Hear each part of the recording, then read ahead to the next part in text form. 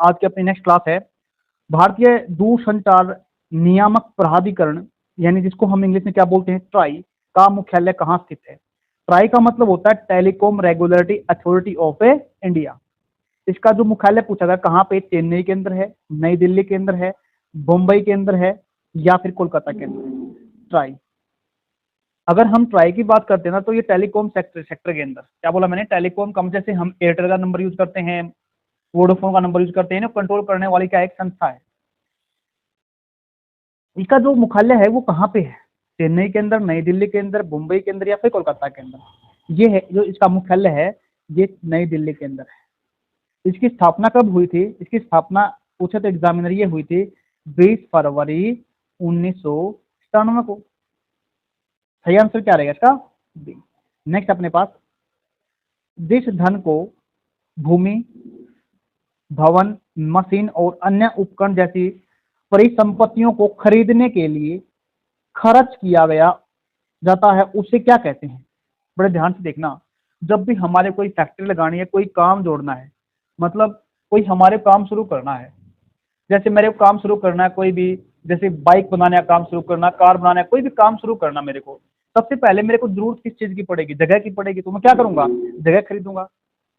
फिर उसके बाद अगर मेरे पास, अगर मानने लगता है मेरे पास मेरे को एक भवन मिल रहा है, अच्छी जगह है, या फिर मैं उसको खरीदूंगा। या फिर मेरे को जरूरत किसकी पड़ेगी वहां पे, गाड़ी को बनाने के लिए या फिर साइकिल को बनाने के लिए, मोटरसाइकिल को बनाने के लिए जो भी जरूरत पड़ेगी किसकी पड़ेगी, मशीनों की जरूरत पड़ेगी और अन्य उपकरणों की जरूरत पड़ेगी मेरे को। जैसी परिसंपत्तियों को खरीदने के जो पैसा खर्च कर जाता है ना, उसको क्या कहते हैं, निवेश कहते हैं, व्यय कहते हैं, संवितरण कहते हैं या फिर उपभोग कहते हैं। उपभोग तो नहीं है, उपभोग का मतलब तो क्या है, हमने पैसा लगा कोई चीज खा ली, खत्म कर दी। उसके बाद क्या है, व्यय। अगर कोई मान लेते कोई, मैं कहीं पैसा खराब खत्म कर दिया, मैंने किसी चीज पे पैसा लगा दिया, पैसा लगाने का मतलब वो खाई वो चीज वो खत्म हो गई, उससे मेरे कोई अर्निंग नहीं हुई। उसके बाद आता है फिर हमारे पास निवेश। क्या बोला मैंने, निवेश, जिसको क्या है हम प्रॉफिट की तरह से देखते हैं। प्रॉफिट का मतलब क्या होगा, यहाँ पे हमने कहीं पे कोई पैसा लगाया और उससे हम सोच रहे हैं पैसा कमाने की, मतलब हम वहां से अर्निंग करने की सोच रहे हैं, तो उसी को क्या बोलते हैं, निवेश बोलते हैं, जिसको इंग्लिश में क्या कहते हैं, इन्वेस्टमेंट कहा जाता है। उम्मीद करता हूं समझ में आ गया होगा। नेक्स्ट क्वेश्चन अपने पास, निम्न में से क्या भारत के संविधान की प्रस्तावना, किसकी बात कर रहे हैं हम, प्रस्तावना। प्रस्तावना का मतलब होता है प्रियम्बल का भाग नहीं है। जो अपने पास पहला क्वेश्चन बनता है, कई बार एग्जाम के अंदर आता है, जो ये प्रस्तावना है क्या हमारे संविधान का हिस्सा है या नहीं है। ये हमारे जो कॉन्स्टिट्यूशन है ना, संविधान, उसका हिस्सा है। ये बात किसने कही थी, ये 1973 के अंदर सुप्रीम कोर्ट में एक जजमेंट आया था, जिस जो किस केस के नाम जाना जाता है, जिसको हमें केशवानंदन भारती केस के नाम से जानते हैं। केशवानंदन भारती केस के अंदर 1973 के अंदर एक बात कही गई थी, प्रस्तावना हमारा संविधान का हिस्सा है। बट और चीज देख लेते हैं, प्रस्तावना का भाग नहीं, स्वतंत्रता, राष्ट्रीय ध्वज, समानता और न्याय। देखो, स्वतंत्रता भी भाग है इसके अंदर, समानता की भी बात कही गई है और न्याय की भी बात की गई है, न्याय की भी बात कही गई है इसके अंदर। तीनों है इसके अंदर, लेकिन है क्या चीज नहीं, संविधान के अंदर, सॉरी प्रस्तावना के अंदर राष्ट्रीय ध्वज नहीं है।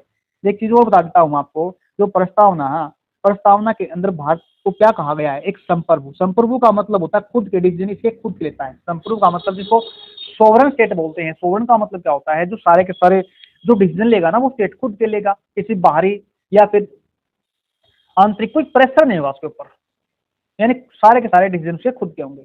दूसरी बात, भारत एक समाजवादी भी है, दूसरा शब्द समाजवादी कहा गया है। इसके बाद धर्मनिरपेक्ष भी कहा गया है, सभी धर्मों को समान देखेगा। उसके बाद बात करते हैं, लोकतांत्रिक भी कहा गया है भारत को, और गणराज्य भी कहा गया है। गणराज्य का मतलब क्या होता है, इलेक्टेड हेड होता है। अब गणराज्य गणतंत्र दिवस के रूप में कौन सा दिन मनाते हैं उसको आप कमेंट बॉक्स में बता देना। उम्मीद करता हूँ समझ। सही आंसर क्या रहेगा, ये रहा डी। थर्ड क्वेश्चन अपने पास, सॉरी फोर्थ है, कौन सा देश प्राकृतिक रबड़ का सबसे बड़ा उत्पादक है। प्रोड्यूस कौन करता है, लाइबेरिया करता है, चीन करता है, थाईलैंड करता है, फिर श्रीलंका करता है। कौन करता है सबसे ज्यादा प्राकृतिक रबड़ का उत्पादन करता है, चलो इसका तो सही आंसर रहेगा, ये करता है थाईलैंड। थाईलैंड सबसे ज्यादा क्या करता है, प्राकृतिक रबड़ का उत्पादन करता है। उसके बाद अगर बात करते हैं इंडोनेशिया, क्या बोलेंगे, इंडोनेशिया। फिर बात करते हैं मलेशिया, थाईलैंड करता है, उसके बाद इंडोनेशिया, फिर मलेशिया। अगर भारत की बात की जाए तो भारत में सबसे बड़ा जो प्राकृतिक रबड़ हम प्राप्त करते हैं ना, तो वो करते हैं केरल से। कहाँ से करते हैं? केरल से करते हैं। उम्मीद करता हूँ समझ में आ। सही आंसर क्या आ रहा है इसका? सी। नेक्स्ट क्वेश्चन अपने पास, बौद्ध धर्म का जो प्रतीक धर्म चक्र परिवर्तन क्या दर्शाता है? प्रथम उपदेश के बारे में बताता है हमारे को, या फिर जन्म के बारे में बताता है, या फिर अंतिम उपदेश के बारे में, या जन्म के बारे में, सॉरी मृत्यु के बारे में। जो हमारे पास धर्म चक्र परिवर्तन, सबसे पहले देखते हैं बुद्ध ने अपना जो पहला उपदेश दिया था ना, वो कहाँ पे दिया था? यूपी के अंदर। और यूपी में भी कहाँ पे? बनारस शहर में। बनारस शहर के पास एक सारनाथ जगह है, एक गांव के रूप में, क्या बोलेंगे? सारनाथ एक जगह है, वहां पे दिया था। यहाँ पे क्या दिया था इन्होंने? एक उपदेश दिया था धर्म के बारे में। और इसी दिन को किसके रूप में मनाते हैं? धर्म चक्र परिवर्तन कहा जाता है, इसी को कहा जाता है। एक चीज और पढ़ लेते हैं, फैक्ट पढ़ लेते हैं। जो गौतम बुद्ध थे ना, क्या बोला मैंने? गौतम बुद्ध, उनकी जो मृत्यु हुई थी ना, वो 80 वर्ष की उम्र में हुई थी।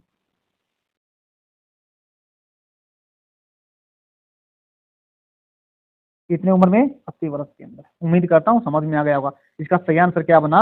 प्रथम उपदेश देने को क्या बोलते हैं? धर्म चक्र परिवर्तन कहा गया है। नेक्स्ट क्वेश्चन अपने पास,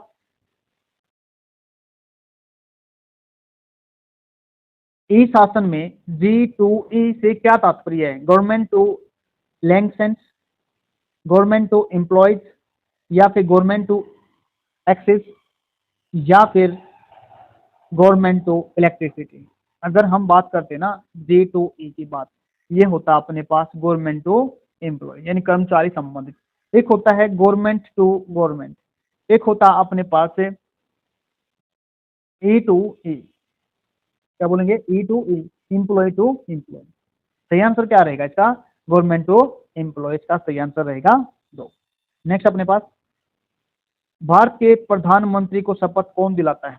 राज्यपाल दिलाता है, मुख्य न्यायाधीश दिलाता है, उपराष्ट्रपति, या फिर राष्ट्रपति। अगर हम बात करते हैं प्रधानमंत्री, प्राइम मिनिस्टर ऑफ इंडिया, ये जो शपथ लेते हैं ना, ये जो लोकसभा का, क्या बोला मैंने? लोकसभा के किसके रूप में लेते हैं? नेता के रूप में लेते हैं। क्या बोला मैंने? लोकसभा के नेता के रूप में कौन लेता है इसकी शपथ?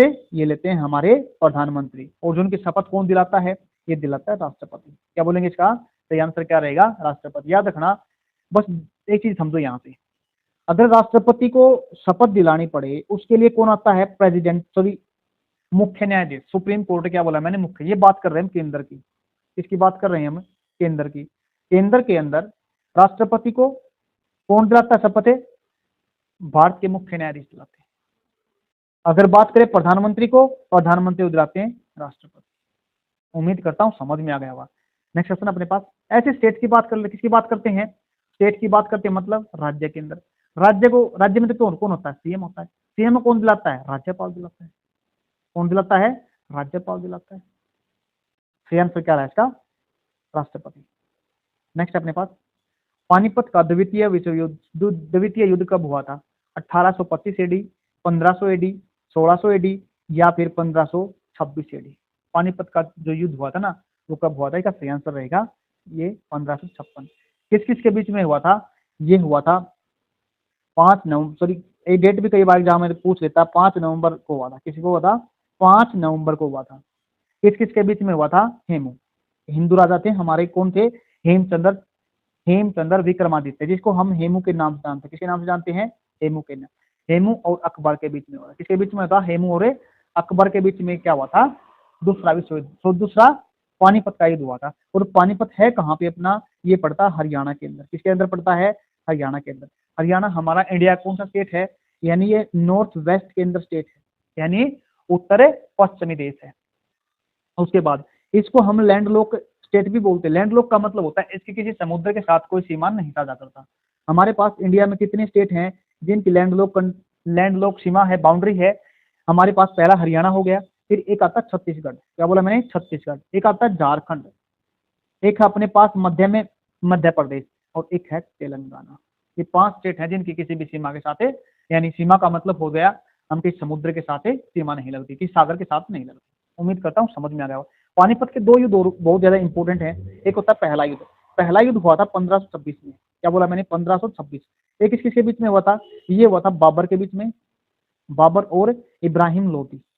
क्या बोला मैंने, बाबर और इब्राहिम लोदी, यानी इन्होंने लोदी को हराकर लोदी वंश की क्या कर दिया, लोदी वंश का अंत कर दिया था। और फिर किस चीज का शुरुआत हुई थी, सल्तनत काल की शुरुआत हुई, सॉरी मुगल काल की, सॉरी क्या बोला मैंने, मुगल काल की शुरुआत हुई थी, यानी बाबर जीत गया था उसमें, फिर से मुगल काल की स्थापना मानी जाती है। उसके बाद हम बात करते हैं तीसरा, तीसरा पानीपत का युद्ध भी हुआ था, वो किसके बीच में हुआ था, मराठों के बीच में प्लस में अहमद शाह अब्दाली के बीच में, अब्दाली के बीच में। ये कब हुआ था, ये हुआ था 1761 को, क्या बोला मैंने, 1761 को। तीन पानीपत की काफी इंपोर्टेंट लड़ाइयां हैं, इनको याद कर लेना। सही आंसर क्या रहेगा इसका।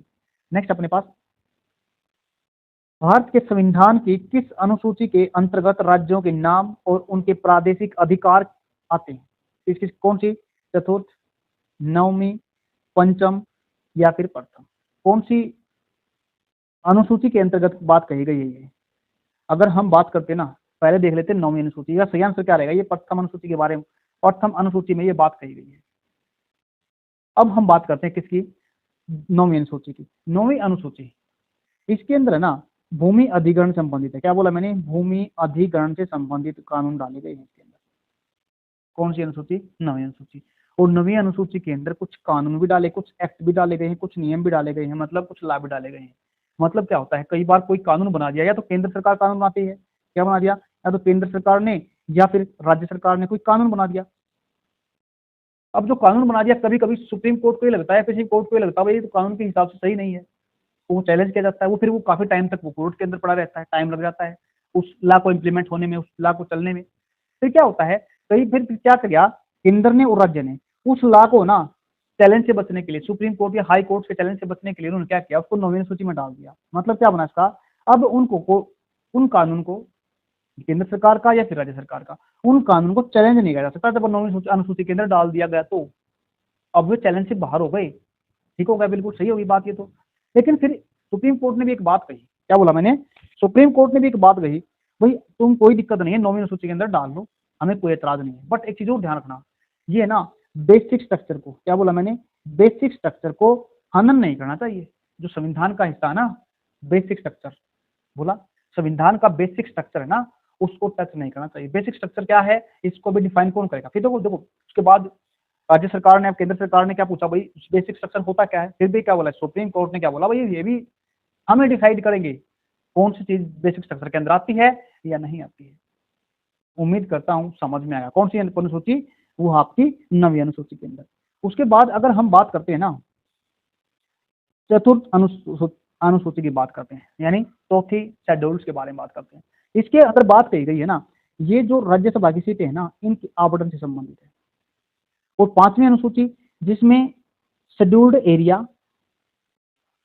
और शेड्यूल्ड ट्राइब, इनके एडमिनिस्ट्रेशन से संबंधित है, इनके प्रशासन से संबंधित है। उम्मीद करता हूं समझ में आ गया होगा। सही आंसर क्या रहा इसका, प्रथम अनुसूची सही है। उम्मीद करता हूं समझ में आ गया। नेक्स्ट क्वेश्चन अपने पास, निम्न में से क्या संघ शासित प्रदेश नहीं, चंडीगढ़ है बिल्कुल, पांडुचेरी भी है, दादर नगर हवेली भी है, तीनों है, त्रिपुरा नहीं, त्रिपुरा एक स्टेट है। कहाँ की, त्रिपुरा एक स्टेट है अपनी, यह है अपनी ईस्टर्न, यानी पूर्वी, उत्तरी पूर्वी, क्या बोला मैंने, उत्तरी पूर्वी राज्य है अपने पास ही, सेवन सिस्टर के अंदर आता है। क्या बोलेंगे, सेवन सिस्टर के अंदर आता है ये। नेक्स्ट क्वेश्चन अपने पास, भारत का मार्टिन लूथर किसे कहा जाता है, लॉर्ड रिपॉन या फिर बाल गंगाधर तिलक, दयानंद सरस्वती या फिर सुभाष चंद्र बोस। क्या बोला मैंने, भारत का मार्टिन लूथर किसे कहा जाता है, इसका सही आंसर रहेगा, ये कहा जाता है स्वामी दयानंद सरस्वती को। इन्होंने एक काफी इंपॉर्टेंट है, आर्य समाज की स्थापना, किसकी स्थापना करी थी, आर्य समाज की स्थापना करी थी इन्होंने। कब करी थी, 1875 के अंदर। काफी इंपॉर्टेंट चीज है, बहुत बार क्वेश्चन के अंदर आता है ये। और वो कहाँ पे करी थी, वो करी थी बंबई के अंदर। समाज सुधारक के लिए काफी इंपॉर्टेंट है ये, एक समाज सुधारक में नाम आता है किसका, स्वामी दयानंद का, दयानंद सरस्वती का। उम्मीद, इन्होंने एक चीज और बताई थी, इन्होंने क्या कहा था, जो ईश्वर पर जोर दिया था, लेकिन मूर्ति पूजा का इन्होंने विरोध किया था। ये भी बात समझ में आ गई होगी उम्मीद करता हूँ। नेक्स्ट अपने पास, निम्न में से किस ग्रह को युद्ध का रोमन देवता कहा जाता है, पृथ्वी को, प्लूटो को, शुक्र को या फिर मंगल को। सही आंसर क्या रहेगा? अगर युद्ध का रोमन देवता कहा जाता है तो ये कहा जाता है मंगल ग्रह को। किसको कहा जाता है? मंगल ग्रह को। सही आंसर क्या रहेगा इसका? नेक्स्ट अपने पास, संविधान सभा की कार्यकारिणी कर्म समिति के अध्यक्ष कौन थे? सरदार पटेल, डॉक्टर राजेंद्र प्रसाद, के मुंशी या जवाहरलाल नेहरू? बड़े ध्यान समझना है, काफी इंपोर्टेंट क्वेश्चन है। अगर इसका बात करते हैं ना, कार्यकारिणी कर्म के समिति के अध्यक्ष ये थे आपके के एस मुंशी। कई बार एग्जाम के अंदर आ जाता है। अगर हम बात करते हैं ना जवाहरलाल नेहरू, क्या बात करते हैं? पंडित जवाहरलाल नेहरू, बहुत इंपॉर्टेंट है। ये यूनियन पावर कमेटी के, क्या बोला मैंने? यूनियन पावर कमेटी के अध्यक्ष थे। उसके बाद यूनियन से संबंधित जितनी भी कमेटियां बनती है ना, यूनियन से संबंधित, यूनियन पावर कमेटी हो गई, यूनियन कॉन्स्टिट्यूशन कमेटी हो गई, इनके कौन थे अध्यक्ष? इनके अध्यक्ष थे। अगर हम सरदार पटेल, काफी इंपॉर्टेंट चीज है ये, क्या बोला मैंने? काफी इंपॉर्टेंट क्वेश्चन है ये। अगर हम बात करें सरदार पटेल की, सरदार पटेल किसके थे? सरदार पटेल थे प्रोविंशियल कॉन्स्टिट्यूशन के, क्या बोलेंगे? प्रोविंशियल कॉन्स्टिट्यूशन के अध्यक्ष थे। दूसरी बात, एडवाइजरी कमेटी के क्या थे? एडवाइजरी कमेटी के भी अध्यक्ष थे। किस पे? कौन सी कमेटी थी? फंडामेंटल राइट से और माइनॉरिटीज एंड ट्राइबल से संबंधित जो कमेटी थी ना, उसके भी कौन थे? सरदार पटेल थे। उम्मीद करता हूं समझ में आ गया। राजेंद्र प्रसाद भी कई बार पूछ लेता है, रूल एंड प्रोसीजर कमेटी के थे। अगर हम स्टीयरिंग कमेटी के भी थे। उम्मीद करता हूं समझ में आ गया। तो आंसर क्या रहेगा? नेक्स्ट अपने पास, खेल कूद में ITTF का पूर्ण विस्तार क्या है? International table tennis federation, international tennis federation, international team handball federation, international tchoukball federation. क्या रहेगा इसका? हम देख सकते हैं ना, इंटरनेशनल टेबल टेनिस फेडरेशन। इसका सही आंसर क्या रहेगा? International table tennis federation.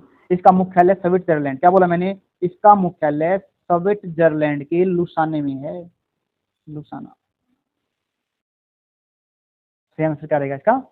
ए रहेगा। नेक्स्ट अपने पास, 2011 की जनगणना के अनुसार भारत की साक्षरता दर खालिस्तान थी 72%, 70%, 74% या फिर 76%? काफी बेहतरीन क्वेश्चन है ये भी। अगर हम बात करते हैं 2011 के अनुसार, 2011 के अनुसार जो जनसंख्या, जो हमारी साक्षरता दर थी ना, ये क्या थी? 74% थी। कितनी थी? 74%। 74% के अंदर भी अगर एग्जामिनर पूछ जाए ना, प्रतिशत महिलाओं का ज्यादा था या पुरुषों का ज्यादा था? अगर हम बात करते हैं पुरुषों की, क्या बोला मैंने? अगर हम बात करते हैं मेल की, मेल का लगभग कितना था? 82.14% था। और अगर फीमेल की बात करते हैं, फीमेल का परसेंट था 55.46%। ये एग्जाम के अंदर आता है। अगर हम बात करते ना 2011, अगर मान लेते हैं यहाँ 2001 की दे देता, तो आप क्या कह सकते थे? 2001 में और 2011 में कितना फर्क आता? लगभग 10% का फर्क आता। मतलब ये थी लगभग आपकी 64.80% के आसपास थी आपकी क्या? साक्षरता दर ऑफ इंडिया। इसका सही आंसर सही है। नेक्स्ट अपने पास, भारत का सर्वोच्च न्यायालय कब स्थापित किया गया था? 1947 में, 1950 के अंदर, 1935 के अंदर या 1951 के अंदर? अगर हम बात करते हैं सुप्रीम कोर्ट ऑफ इंडिया की स्थापना कब हुई थी? अगर सुप्रीम कोर्ट की स्थापना हुई थी हमारी 28 जनवरी, क्या बोला मैंने? 28 जनवरी 1950 को इसका सही आंसर रहेगा। अब हमारे पास सुप्रीम कोर्ट में कितने न्यायाधीश हैं? 33+1। इसका मतलब क्या होता है? जो हमारे एट प्रेजेंट DY चंद्रचूड़ जी हैं, अपने सुप्रीम कोर्ट के मुख्य न्यायाधीश हैं, उसका अगले महीने में यानी नवंबर में चले जाएंगे। उसके बाद कौन आएंगे? नहीं, आप इसको कमेंट बॉक्स में जवाब दो। अगर हम बात करते कितने? 34 होते हैं टोटल। हमारे पास हाई कोर्ट्स कितने हैं? अगर हम हाई कोर्ट्स की बात करते हैं तो ये हमारे 35 हैं। उम्मीद करता हूं समझ में आ गया होगा। अगर हम देखो, कई बार है ना सुप्रीम कोर्ट के लिए आर्टिकल पूछ लेता है। आर्टिकल 124 के अकॉर्डिंग है सुप्रीम कोर्ट, किसमें? 124 के अकॉर्डिंग है। अगर हम हाई कोर्ट्स की बात करते हैं, इसी के अंदर फेरबदल करना आपने। 214, क्या बोला मैंने? 214 किसके? हाई कोर्ट्स के अंदर। नेक्स्ट क्वेश्चन अपने पास, भारत के राष्ट्रपति पद की शपथ कौन दिलाता है? भारत का राष्ट्रपति होता है ना, पद की शपथ मैंने पहले बता दिया था। कौन दिलाता है? भारत के मुख्य न्यायाधीश। नेक्स्ट है, दल बदल विरोधी कानून के आधार पर राज्यसभा के मामले में अयोग्यता दल बदल मतलब हमारी कौन सी अनुसूची के अंदर है? 10वीं अनुसूची के अंदर है। एक संविधान में संशोधन हुआ था, वो कब हुआ था? 1985 के अंदर हुआ था। इसमें था 1985 के अंदर। वो था 52वां संविधान संशोधन, जिसमें क्या कहा गया था भाई, कोई भी कानून बदल लेता है, कानून मतलब सॉरी दल बदल लेता है, इधर से उधर भागा, इधर से उधर भाग गया, इसको रोकने के लिए क्या किया गया? एक कानून बनाया गया, एक एक्ट लेके आया गया, एक संविधान में संशोधन किया गया। तब क्या कहा था? 52वां संविधान संशोधन था 1885, जिसको हम बोलते हैं anti defection law. Anti defection law का मतलब दल बदल कानून। अब क्या कर रहा है राज्यसभा में इस मामले की अयोग्यता, मतलब अगर मान लेते हैं कोई भी दल एक एक मंत्री या दूसरे मंत्रालय में सॉरी एक एक अपने पास क्या है एमपी है, दूसरे में क्या रहता है, दूसरे पार्टी चला जाता है, उसने वो पार्टी छोड़ दी, एक से दूसरे में दूसरे तीसरे चला जाता है, ये चलता रहता है हमारे यहाँ पे इंडिया के अंदर। अब इसी को क्या बोलते हैं? इसी को बोलते हैं दल बदल। मतलब उसको अयोग्य करना पड़े तो अगर ये राज्यसभा में बात होती है तो कौन करेगा इसको करेगा अध्यक्ष। कौन होता है अध्यक्ष? इसका होता है वाइस प्रेसिडेंट ऑफ इंडिया। अगर बात यही करता है लोकसभा के अंदर कौन होता है? स्पीकर होता है। ये बातें स्पीकर करेगा किसके अंदर? लोकसभा के। राज्यसभा की बात करें तो राज्यसभा क्या होता है? अध्यक्ष होता है, वो करेगा। अब एक बात और है, अगर वो अयोग्य सिद्ध हो गया, डिस्क्वालीफाई हो गया, क्या उसको सुप्रीम कोर्ट के अंदर चैलेंज कर सकता है? बिल्कुल चैलेंज किया जा सकता है उसको सुप्रीम कोर्ट के अंदर। ये भी बात है, ऐसा बात नहीं वो चैलेंज नहीं कर सकता, चैलेंज किया जा सकता है। नेक्स्ट अपने पास अंतरराज्यीय नदी जल विवाद अधिनियम, इस अनुच्छेद के तहत है अनुच्छेद 263, अनुच्छेद 262 या फिर अनुच्छेद 222 या अनुच्छेद 280। 280 अनुच्छेद के अंदर तो हमारा जो फाइनेंस कमीशन है ना, क्या बोलेंगे? फाइनेंस कमीशन, वित्त आयोग है। अब हम जल विवाद की बात करें तो ये हमारा आर्टिकल आता है 262। अंतरराज्य का मतलब होता है एक राज्य में ए राज्य में बी के साथ, जैसे पंजाब और हरियाणा का क्या है? जल विवाद है। किस नदी को लेके? सतलज नदी को लेके जल विवाद है। ये जो विवाद होता है ना एक राज्य के दूसरे राज्य में चलता ही रहता है। नेक्स्ट क्वेश्चन अपने पास, नेक्स्ट लास्ट क्वेश्चन आज का, अर्थशास्त्र से संबंधित भीषण मंदी ग्रेट डिप्रेशन किस वर्ष में आया था? 1929, 1951, 1947 या 1935? अगर ग्रेट डिप्रेशन की बात करते हैं, ये आया था 1929 के अंदर। ये कहाँ पे आया था? ये आया था यूएसए के अंदर, जिसको हम ब्लैक फ्राइडे के नाम से जाते हैं, ब्लैक गुरुवार के रूप में भी जानते हैं। इसमें क्या था, जो न्यूयॉर्क के अंदर स्टॉक एक्सचेंज है ना, उसकी कीमतों के अंदर 25%, क्या बोला मैंने? 25% की क्या आ गई थी? गिरावट आ गई थी। उम्मीद करता हूं समझ में आ गया। यानी हम क्या कह सकते हैं इसको? ब्लैक फ्राइडे बोला था ना मैंने, ब्लैक फ्राइडे नहीं, इसको हम क्या बोल सकते हैं? थर्सडे बोल सकते हैं। उम्मीद करता हूं समझ में आ गया। आज का सही, इसका सही आंसर क्या रहेगा? ए रहेगा। आज के लिए इतना ही, धन्यवाद।